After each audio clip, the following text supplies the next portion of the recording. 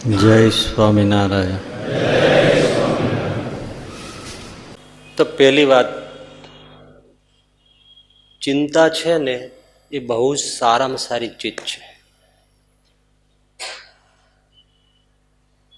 ચિંતા ખરાબ નથી. કોણે કીધું?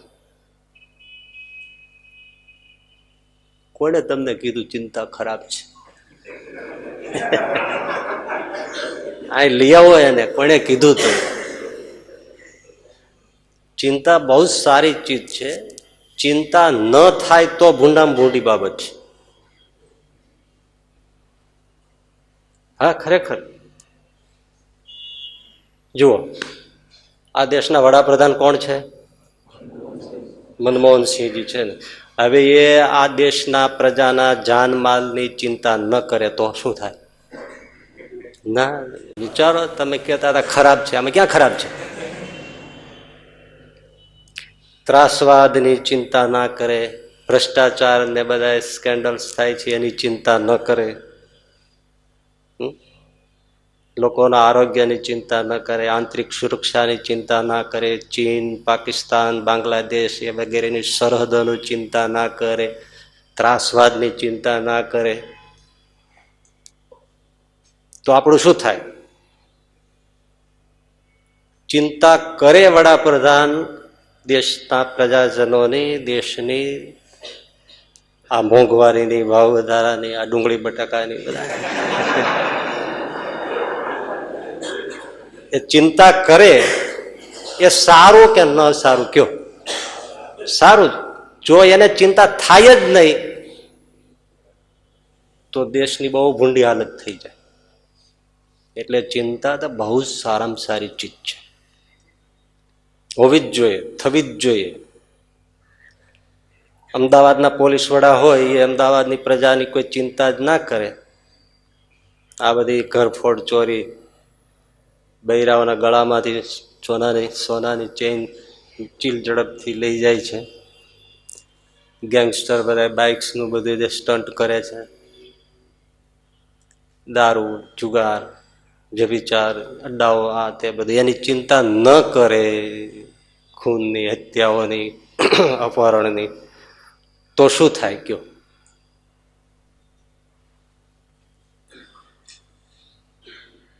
ચિંતા કરે એ સારી બાબત છે ને. પોલીસ વડા ચિંતા સારી ચીજ છે. ઘરનો વડીલ છે એ એમના પરિવારની ચિંતા ના કરે તો શું થાય?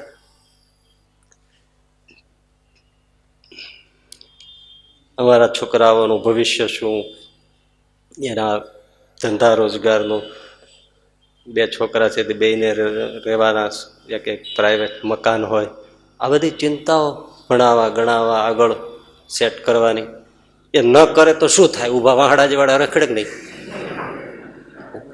ચિંતા કરવી જ પડે ને, અને કરવી જ જોઈએ કે નહીં? સારી ચીજ છે.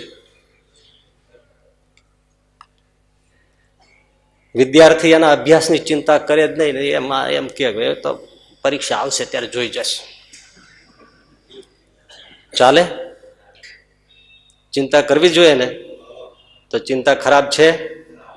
તો પછી ભલા માણસ સારામાં સારી ચીજ છે. આ એનો ઉપાય છે.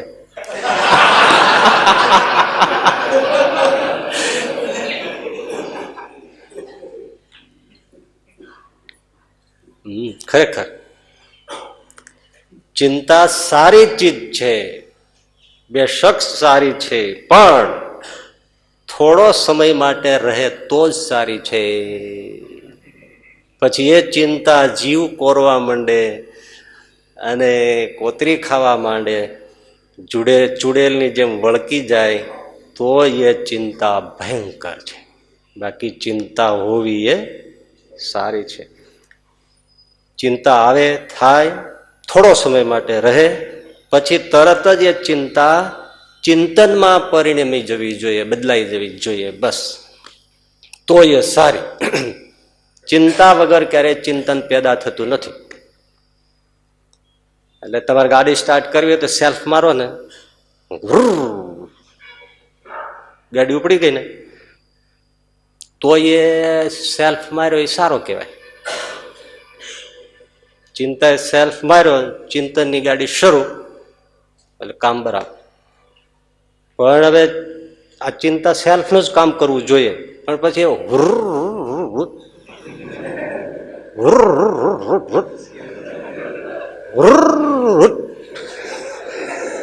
હવે એમ થઈ જ રાખે 24 કલાક.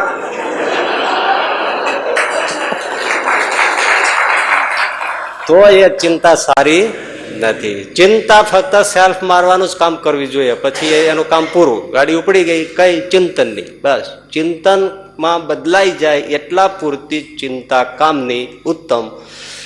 પછી એને જતું રહેવું જોઈએ, બદલાઈ જવું જોઈએ, તો ચિંતા સારી. એટલે ચિંતા થાય પહેલું કારણ શું હતું કે જે જેટલું વધારે વિચારી શકે તેટલી તેને ચિંતા થાય. એનો આ જવાબ છે કે એ ભલે વિચારે, ભલે ચિંતા થાય, જે વિચારી શકતો હોય એ જ નાની નાની બાબતો અને પ્રજાના જાનમાલની બધી વિચારી શકે. આપણને ખબર ન પડે ને ત્રાસવાદીઓ કેવી રીતે આવી શકતા હોય, એ તો એ બધાને જ ખબર હોય. એ બધું વિચારી શકે એટલે એને ચિંતા થાય. મનમોહનસિંહજીને ત્રાસવાદની આની તેની બધી ચિંતા થાય, પણ ચિંતા કર્યા જ કરે. એનાથી એ દુઃખી થઈ જાય, પ્રજા દુઃખી થઈ જાય. પણ પછી ચિંતાએ સેલ્ફ માર્યો એટલે તરત મનમોહનસિંહજીએ ચિંતન કરવું જોઈએ. ચિંતા ઉદ્વેગ આપે અને ચિંતન આયોજન આપે. ચિંતન પછી એમાં લાગી જાય, આયોજન કરવામાં કહે. આંતરિક સુરક્ષા વધારો, સરહદ ઉપર લશ્કરને સજ્જ કરો, અદ્યતન અસ્ત્ર શસ્ત્ર લાવો, અણુ પરીક્ષણ કરો, એવા શસ્ત્રો વસાવો, એવું એટલી પોલીસને સજ્જ કરો, એવા ખાતાઓની બદલી કરી નાખો, એવા અધિકારીઓને મૂકો, અમુક ડ્યુટી ફ્રી કરી નાખો, અમુકની ડ્યુટી વધારી દો, અમુક નિકાસ ઘટાડો, અમુક આયાત ઘટાડો. આ બધું ચિંતનમાંથી નીકળે. અને એવું જયારે આયોજનબદ્ધ કામ કરવા માંડે, ચિંતામાં જે એનર્જી જતી હતી એ હવે આયોજનને સફળ કરવામાં વળગી પડે, ઊંધું ઘાલીને. એને કહેવાય ચિંતન. ચિંતા અને ચિંતનનો આ ભેદ છે. ચિંતા ખાલી હોય તો એ ખરાબ, ઉદ્વેગ જ આપે. પણ એ ચિંતા ખો આપી અને ચિંતન શરૂ થઈ જાય તો એ આયોજન આપે. અને દરેક આયોજનો એમાંથી જ નીકળે. એટલે વિચારવાને ચિંતા થાય, પણ થોડી વાર થઈને પછી ચિંતનમાં ડૂબી જાય. નહીતર વાંજણી ચિંતા મહા દુઃખદાયી છે. ગાંધીજીને આ ભારત દેશની ગુલામ પ્રજાની ચિંતા થઈ, પછી એને ચિંતન શરૂ કરી દીધું. બાકી ચિંતા કરનારા તો એ વખતે ઘણા હતા, એમનેમ બિચારા દુબળા પડીને મરી ગયા. પણ ચિંતન ન કરી શક્યા. ત્યારે ગાંધીજીએ ચિંતન કર્યું અને આયોજન શરૂ કરી દીધા. અને આખા દેશને જગાડ્યો, પ્રવાસો કર્યા, પત્રિકાઓ છાપી, લોકોને વૈચારિક રીતે સમૃદ્ધ કર્યા, બહેનોને હિંમત આપી, અસહકારી આંદોલન કર્યા, સવિનય કાનૂન ભંગ કર્યા, સરકારી ચીજ વાપરવાની પરદેશી વિદેશી માલની તિલાંજલિ અપાવી, ચરખાઓ કાંતતા શરૂ કર્યા, ગ્રામોદ્યોગ શરૂ કર્યા, હાથે બનાવીને વાપરવા માંડો. આ બધું જે એક પછી એક જે તમે કલ્પી ન શકો એવા જે ડોસાએ આયોજનો મૂક્યા, એમાંથી અને એક અહિંસાનું શસ્ત્ર લઈ આવ્યા. સત્ય, અહિંસા, આશ્રમી પદ્ધતિ, શ્રમની પદ્ધતિ, સાદગી, આ બધા આયોજન છે. ત્યારે એને ચિંતામાંથી એ ચિંતન શરૂ થયું. ઘણું બધું વિચારી શકતા હતા. અને એ આયોજનનું પરિણામ એ આવ્યું કે આપણો દેશ આઝાદ થયો. ગુરુદેવ શાસ્ત્રીજી મહારાજને સત્સંગની અને સંપ્રદાયની ચિંતા થઈ કે આ સત્સંગનું શું, આ સંપ્રદાયનું ભાવિ શું, આજની ભણતી યુવાન પેઢીનું શું. એના માટે હવે આજે આધુનિક રીતે કંઈક વિચારવું જોઈએ, કરવું જોઈએ. તો એ ચિંતા થઈ, એમાંથી એને ચિંતન કર્યું કે શું કરવું જોઈએ. અને એમાંથી આ ગુરુકુલ સંસ્કૃતિની આખી પુનરુદ્ધાર થયો અને પરંપરા શરૂ કરી. અને પછી એમાં જ મંડી પડ્યા, નવા નવા આયોજનો મૂકતા રહ્યા. જ્ઞાન સત્ર કરો, બ્રહ્મ સત્ર કરો, યાત્રાઓ કરો, જપ યજ્ઞ કરો, લોકોને ભજન કરાવો, મંત્ર લેખન કરાવો, તીર્થ કરાવો, મંદિરોના જીર્ણોદ્ધાર કરો, બાળકોને 1 રૂપિયામાં ફ્રીની જેમ રાખો, ભણાવો, ગરીબોને કામ આપો, સદાવ્રત આવો, રાહત કામ આપો, ગમે તે પ્રજાના કામ હોય તે કરો. આવા અનેકવિધ આયોજનો મૂકીને સત્સંગને અને સંપ્રદાયને ઉજળો કરી બતાવ્યો. આને કહેવાય ચિંતન. એમાં ભલું જ થાય. 90% લેવા છે 12 સાયન્સ વાળાને, પેલો આપણો જૂનો છે. પણ એ ચિંતા કરે એમાં કશું વળે નહીં. પણ એ વિચારી લે કે મારે 90% લેવા છે, તો પછી એ અભ્યાસ, વાંચન એ બધાને એનું આયોજન કરી નાખે, ટાઈમ ટેબલ કરી નાખે. તબિયતની ચિંતા હોય તો એ પ્રમાણે ભોજનમાં એમાં બધા વ્યવસ્થિત રીતે સંયમ રાખી દે. ખાવા પીવામાં, હરવા ફરવામાં બધું જ આમ વ્યવસ્થિત ગોઠવી દે.